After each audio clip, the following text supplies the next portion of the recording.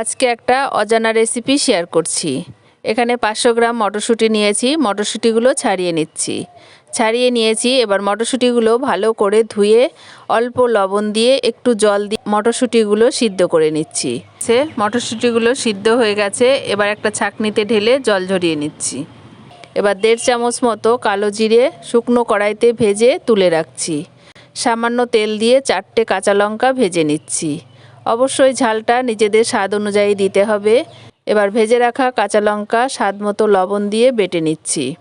আমি এর মধ্যে পেঁয়াজ রসুন দেইনি, আপনারা ইচ্ছে করলে পেঁয়াজ রসুন দিতে পারেন। বেটে নিয়েছি। এবার ভেজে রাখা কালো জিরে লঙ্কার সঙ্গে বেটে নিচ্ছি। এইভাবে মিহি করে বেটে নিয়েছি। এবার জল ঝরিয়ে রাখা মটরশুঁটিগুলো এই লঙ্কা কালো জিরে বাটার সঙ্গে বেটে নিচ্ছি। এই পুরো কাজটা আপনারা মিক্সিতেও করতে পারেন, তবে শিলপাটাতে বাটা করলে এর স্বাদটা বেশি হবে। আপনারাও একদিন এইভাবে মটরশুঁটি বাটা করে খেয়ে দেখুন, আশা করি ভীষণ ভালো লাগবে। যাদের ব্যথা আছে তারা ট্রাই করতে পারেন। কালো জিরে লঙ্কা বাটা খেলে গায়ের ব্যথা কমে। সব মটরশুঁটি বাটা হয়ে গেছে। এবার ভালো করে মিশিয়ে একটি পাত্রে তুলে নিচ্ছি। আর দিয়ে দিচ্ছি একটা শুকনো লঙ্কা ভাজা আর অল্প একটু সর্ষের তেল। এটা নাও দিতে পারেন।